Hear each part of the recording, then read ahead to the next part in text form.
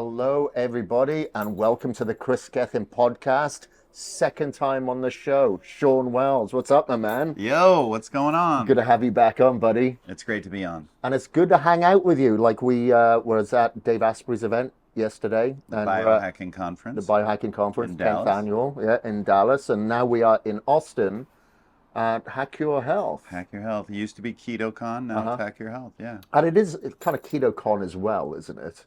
So I'm sure there's quite a keto influence there at the event.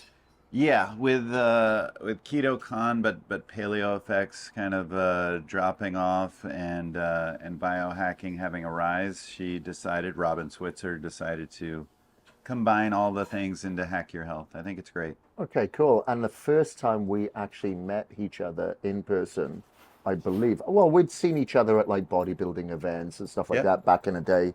When I was at bodybuilding.com, I think you were with Dymatize at that correct. time as well. So that's going back, I don't know, 13 years ago, Yeah, 12, yeah, 13 it's years been ago, a something while. like that. Crazy.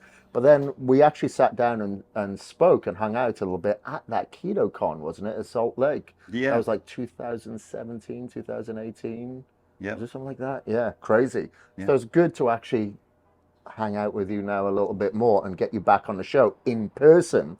So the major subject that I wanted to speak to everybody about today, because you are known as the number one formulator out there, and you've discovered a lot of ingredients that I've taken personally, and one that we're actually going to be including in our new brand, and what is included in this lovely beverage here update is paraxanthine. Now, there's a lot of listeners out there that may not know what paraxanthine is because it is kind of like a new darling. If we think back to caffeine that this could potentially replace, that was discovered in like 750 AD by a goat herder who actually fed it to his goats and Yeah. realized, wow, these goats are nuts.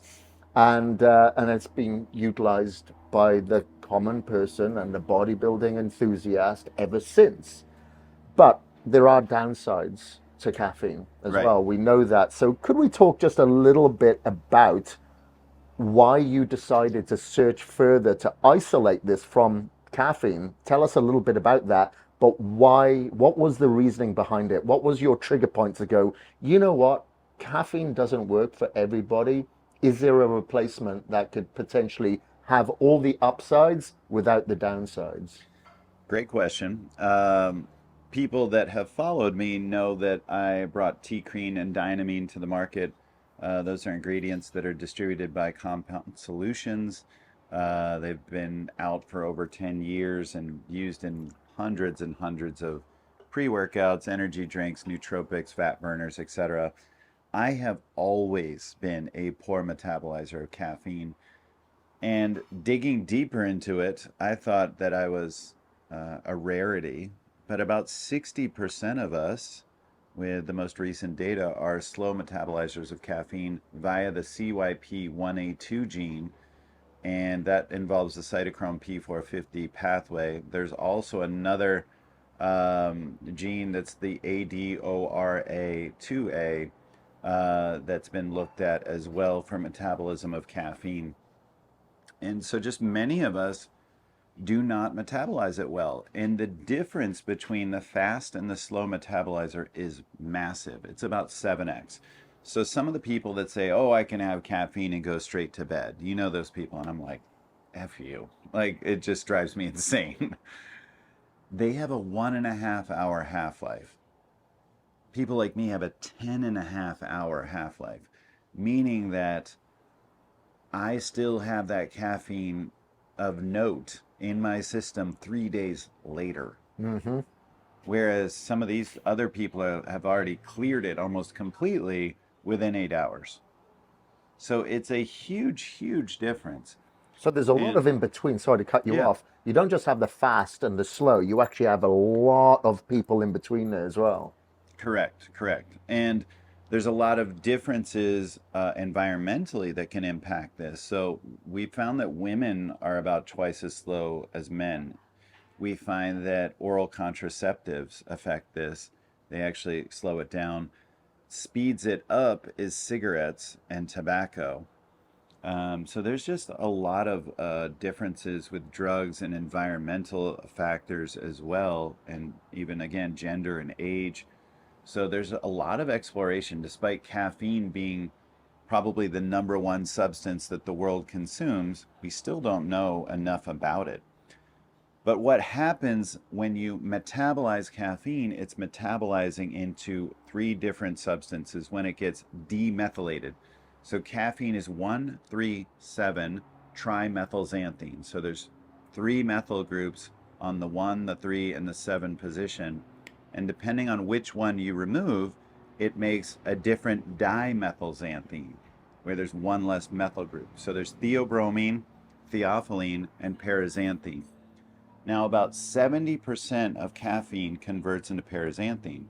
So when I was first looking at this, I was like, if you take enough caffeine, does it matter? Like you get enough paraxanthine, right? I mean, 70, almost 80% can actually be converted to paraxanthine.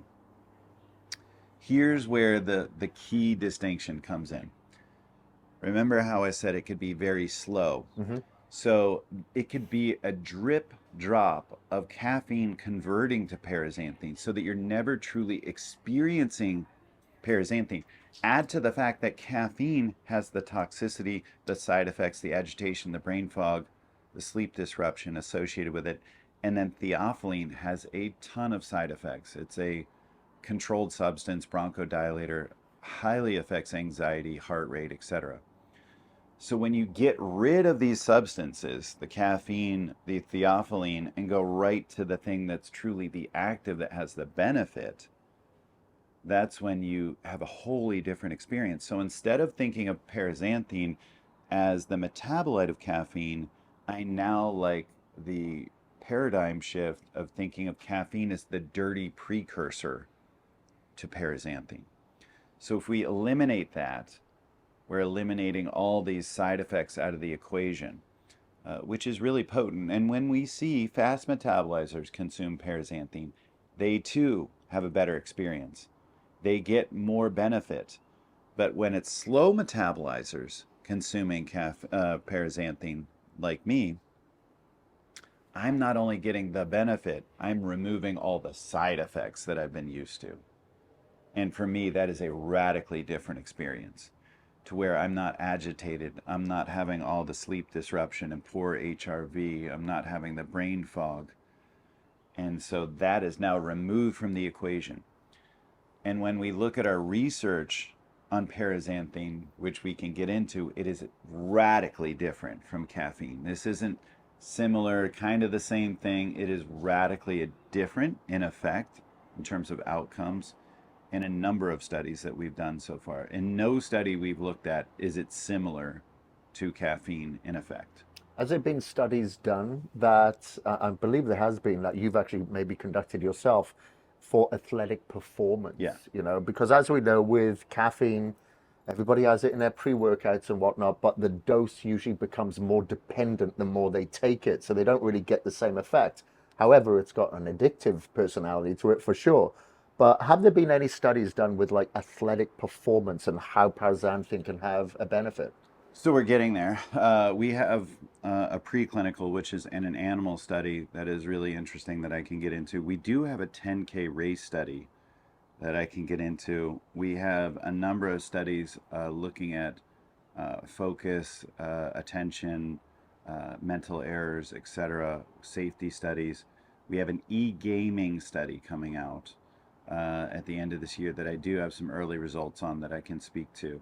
But we have a training study that is coming soon. So I don't know any of those results yet, but I could tell you that I would expect that there's very beneficial effects. And when we've looked at the preclinical endurance and training to failure, we're seeing massive, significant impact. So we're expecting to see really potent effects.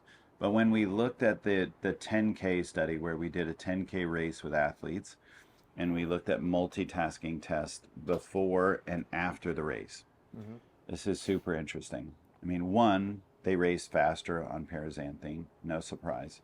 But two, when they take that test before and after, when we look at the after, with caffeine, there was 20% increased mental errors.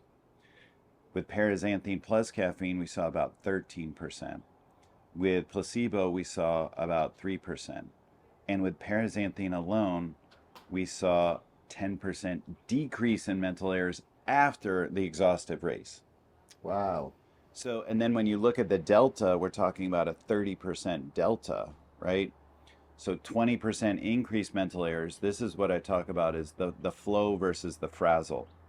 Both are stimulating the nervous system. Both are adenosine inhibitors. Both are increasing wakefulness. But caffeine's increasing the frazzle and paraxanthine's increasing the flow. And that's what we're seeing time and time again. And when we looked at a preclinical study where we look at escape latency, so it's like a black pool. Imagine a pool of water that's about the size of a 5 or 6 person round dinner table at a restaurant, and you have like a ledge somewhere on this table that's a few inches long, and on the outside edge, and you show the rat where that is. Then you drop it in the middle of the pool, and this pool's colored black. When we gave them placebo, it took about 60 seconds for them to swim around and find that ledge again. These are aged rats. When we gave them paraxanthine, it took about 20 seconds, 1/3 the time. So we believe that the effects, while potent in young people, which is mostly what we're studying now, they should be even more potent for the aged brain, which is, you and me. Like, I'm about to turn 50, you're over 50. So like, which by the way, I think we're both good looking for that age. Come on. But we should see even more potent effects. And when we looked at a lot of biomarkers in those preclinical studies, we saw decreased beta amyloid plaque. Oh, wow. Increased nitric oxide to the brain by about 50% and no effect from caffeine on that level. We saw increased neuroplasticity via BDNF. We saw increased glutathione and catalase and decreased oxidative stress as a result.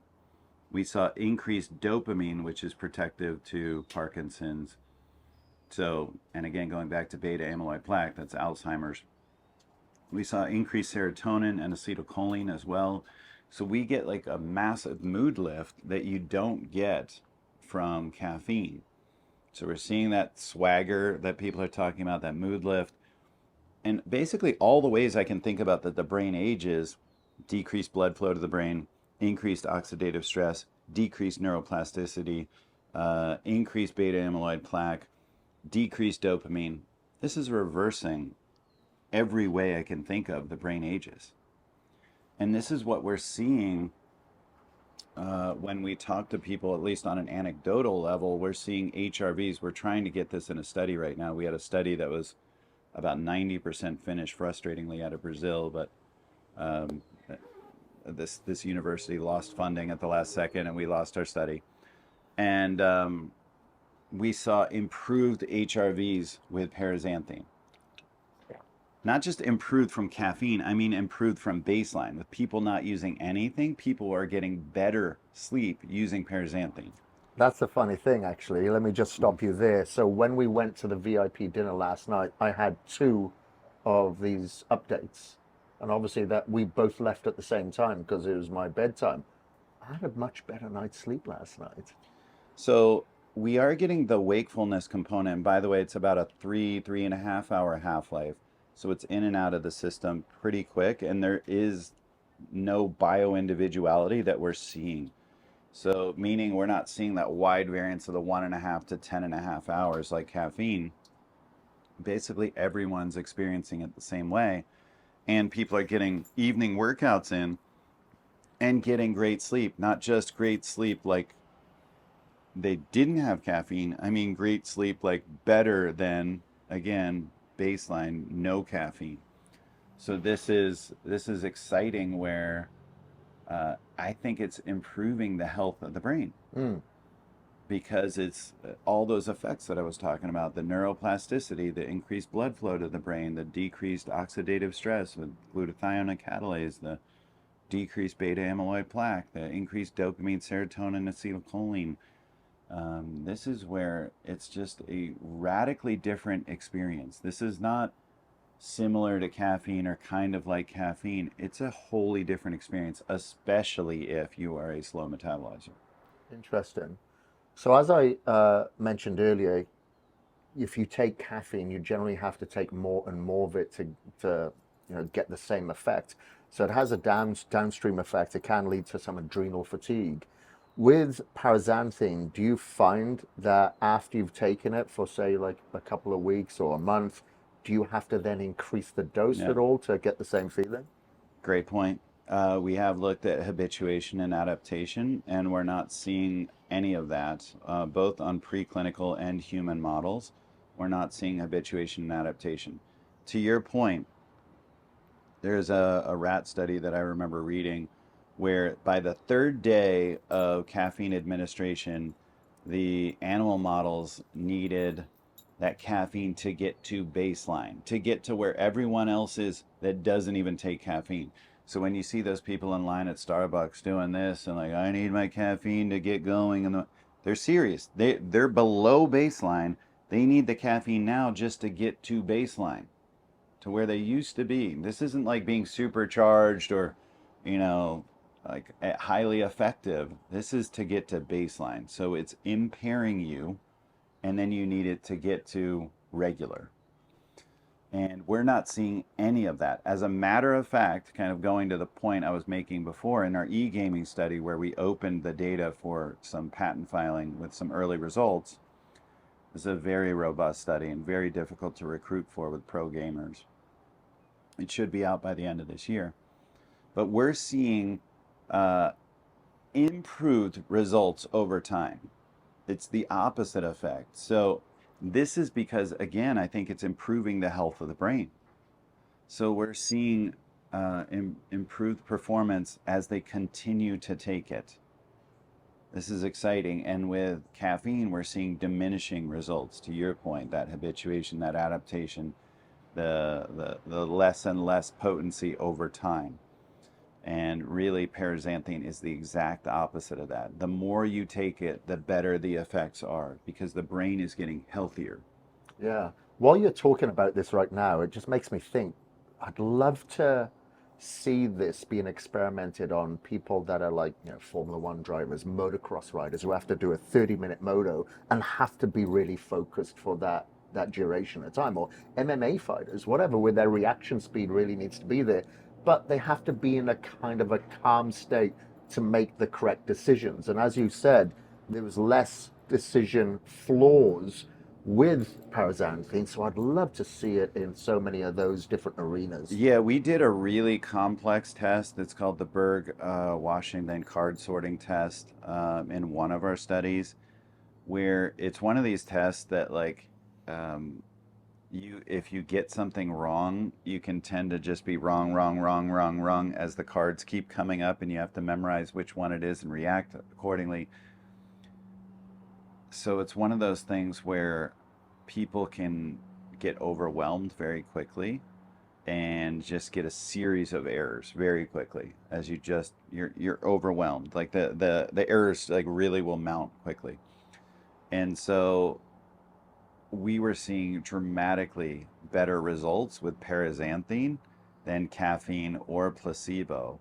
And certainly with caffeine, where we're seeing the worst results. Again, this is why I keep saying it's the frazzle versus the flow. Like both are stimulating you, but you're just getting that you're stimulated, but you're increasing mental errors. You're overwhelmed, you're stressed, you're anxious, and that's not the place that you want to be. Whereas like you're truly like in the zone, limitless, in the flow on the paraxanthine.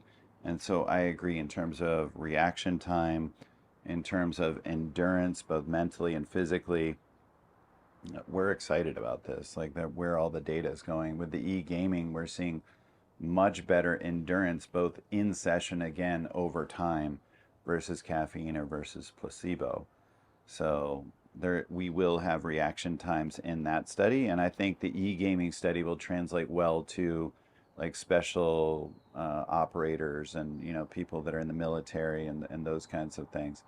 And I know Aubrey Marcus and Aaron Rodgers are coming out with a company that's going to use paraxanthine plus ketones, as I understand it, and they'll be looking at some outcomes like traumatic brain injury and things like that. So it's really exciting. Yeah, it's so multifaceted, isn't it? Hmm. Now, like for instance, I'm gonna have a shameless plug here about Unmatched, Yeah. the supplement brand that will be coming out next week, and of course, got your address to send you plenty of product there. I would like to know about combinations because, of course, you have the Paraxanthine or Infinity is the trademark name, Yep. Infinity, Ian. Yep. EN.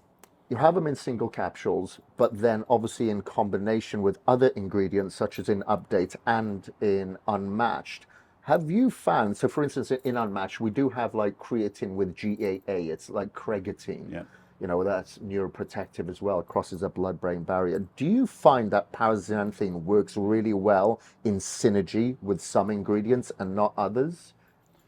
We're definitely finding that with other nootropics, there's considerable benefit. We actually did a study with about 50 different ingredients we've been working on a preclinical model to look at endurance with rodents. And what we actually found was the number one synergist was the other ingredient that I've been working on, dileucine, which is really interesting. One of the reasons we think that is because dileucine is working on muscle protein synthesis, but paraxanthine is helping with calcium ions and contraction. So we see improved muscular contraction as well as endurance. So we think there's synergy there. Plus, dileucine is working on the mTOR pathway, which we tend to think of as skeletal muscle, but it's also neuroplasticity for the brain. mTOR, like BDNF, NGF, mTOR, are all key around protein synthesis, including the brain. So we think that there's synergy there with paraxanthine and BDNF and mTOR with dileucine working on the brain level, improving neuroplasticity. So that's an interesting one. But we've been looking at tyrosine because it increases dopamine, having good synergy. Theanine helping with the alpha brainwave response. Choline, all the cholinergics, like in particular, like alpha GPC and citicholine, um, being synergistic with paraxanthine in terms of increasing acetylcholine. I'm sure huperzine A and some of Yeah. those kinds of things would be synergistic. So we've been looking at a number of substances. Certainly creatine, we're seeing more and more of not only the skeletal muscle power effects or the anti-catabolic effects of creatine, but now we're seeing the improved performance of the brain. Mm. In particular, there was an interesting study that just came out with reducing the negative impacts of a lack of sleep by Yeah, taking the that's right. single Yeah. dose administration of creatine. I think it was around 3 grams, and people had better outcomes the next day and not being as tired Yeah. by taking that creatine. And it is a potent buffer. And so I think that has a lot to do with it. It's a methylator. So creatine, I believe, should be in everyone's multivitamin. I think it's something every person, no matter who they are, whether they work out or not, should be taking creatine. Yeah, it's neuroprotective as Yeah. well, basically. And are there any ingredients that paraxanthine shouldn't be stacked with that you found? So far, right now, we're recommending that it not be stacked with caffeine, as well as maybe some of these other methylxanthines. One, we're just worried about the total methylxanthine load, and it can get to be too much, even though we have clearance to give up to 400 milligrams a day, the same as caffeine. That's what 400 um, megs, okay. the grass application. That's what they gave us is 400 megs, just like caffeine. But we don't want to get into a situation where people are stacking it with 400 milligrams of caffeine and giving theobromine and all the maybe T-crine and dynamine, and getting into a situation where it's dangerous. We really want to gather data and be safe here, because we are seeing that it does exacerbate the negative effects of caffeine. In all of our studies, we are not seeing synergy with caffeine, period. So caffeine has a dirty effect. Remember, I said in that one 10K study, while the combination had less of a negative impact than caffeine itself, instead of 20%, it was 13% when combined. Placebo was 3%. And then paraxanthine was 10% improvement. So the combination is not effective. And what I think is actually happening is you're stacking that pathway, that when you give paraxanthine and caffeine, you're actually slowing the conversion of caffeine to paraxanthine. So I think it's just not ideal to co-administer them. So that would be my answer. Okay. And then you mentioned that you do have clearance for 400 milligrams of paraxanthine. What do you find is like the sweet spot? Would it be like 200 twice a day, or is it 400 in one go? What have you found? Well, right now we're doing 300 milligram max for a single dose. The 400 milligrams is per day. So it would be situations where in a pre-workout or energy drink, maybe you could do 300. But if it is a twice a day dosing, like a thermogenic or nootropic, then we'd recommend that it is 200 milligrams. Almost all of our studies have been around the 200 milligram dose. And when we did a recent study, a thermogenic study, looking at lipolysis, thermogenesis, increased basal metabolic rate, and we did see a significant increase in all those: lipolysis, metabolic rate, thermogenesis, actually increasing over 100 to 150 calories in that 4-hour span. So we are seeing positive effects there. Whereas, caffeine, not quite the same positive effects. And we're also seeing that it has, clearly more side effects. But I'm excited about paraxanthine having those effects on thermogenesis as well as being the nootropic. And there's so few ingredients right now in the market that have a positive studied real effect on fat loss. There's a handful, like maybe green tea, caffeine, capsaicin, grains of paradise. Like that's about it that has like real data. So we have that data as well. Okay. All right. Awesome. Yeah. Okay. This has been a fascinating conversation, as always, mate. One thing that I'll mention to everybody here is that Sean is an absolute phenomenal human being. Number one, it's a pleasure to interview him, but an absolute, there's, of course, you're going to get good, you're going to get the bad, you're going to get the in between. Sean is such a good guy, and he really does this because this is his purpose, and he really loves to experiment and obviously do the research and studies to bring out these ingredients for you. And of course, I did my research when it came to this, and putting our supplement company together and seeing and feeling this euphoric effect from this paraxanthine, I personally think is going to be groundbreaking. It's early days, but looking into the future, I honestly think that's going to be the case. One, thank you for all those kind compliments. I appreciate that. I am living my passion, and that means so much. And I admire you so much. You're a mirror to me, saying all those kind things. I think you're one of the most incredibly kind, generous, driven, passionate people I know of. But two, to add to that, a thought around caffeine. Caffeine is a $1 trillion a year compound. Paraxanthine is better and healthier for you in every way.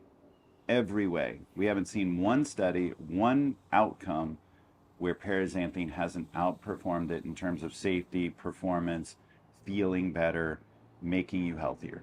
Not one case. We're 9 studies in right now. So to me, I'm thinking if we even capture 1% of that $1 trillion, You know, think about where this is in the billions of dollars. Like, I do believe this ingredient, instead of dragging people along and kind of like that, what worked in the industrial age of just grinding our way to more productivity, this again is going to be putting us in creativity. This is going to be increasing the flow, increasing the value we're getting out of life, improving our sleep, improving our mood, enhancing us versus grinding us. And so this is a pivotal shift. This is why we talk about it as caffeine evolved or caffeine 2.0. Like, it's born from caffeine, both literally and figuratively. But this is a real shift for humanity, a paradigm shift where we no longer want to give away our autonomy, our sovereignty to molecules and to the FDA and to the government, to our capitalistic overlords. And we want to take that autonomy, that sovereignty back and be the creators of our own lives and what we're putting out into the world. And I feel like in that way, paraxanthine fits so much better than caffeine. Yeah, for sure. And I just thought of something else actually, because we know in coffee in particular, the vast majority of coffees are contaminated, whether it be with Mold. mycotoxins, yeah, mold, pesticides, herbicides, etc., heavy metals. You know, the majority, that is the majority. And we know this is like a neurotoxin at the end of the day. Have has anyone approached you about, I'm sure they have, and maybe it's already out there, paraxanthine actually being put into a coffee instead of the caffeine? We have, yeah, we've talked about it quite a bit. There is a coffee out there that is coming out onto the market. It's lower dosed right now. It's 60 milligrams, so it's not going to be incredibly experiential. But we're looking at, you know, going higher dosed with some coffees, whether an RTD kind of format Right. or a brewed format. But it's all being explored right now. Okay. Okay. Cool. All right. Well, we're talking a lot about energy and the euphoric feeling. And of course, you authored a phenomenal book a couple of years ago called The Energy Formula, which I Thank you. personally have and loved. So please check that out. But should anybody want to reach out to you, have any questions for you, Sean, where can I find you? At Shawn Wells, SHAWN, on Instagram and the other platforms. And then ShawnWells.com, SHAWN, WELLS. And I have a free newsletter there that goes out every week on the latest research and ingredients. On my Instagram, you'll see all these cool infographics and stacks and all that good stuff. So, yes, please follow me. And if you have any questions, DM me, and I'll be glad to answer.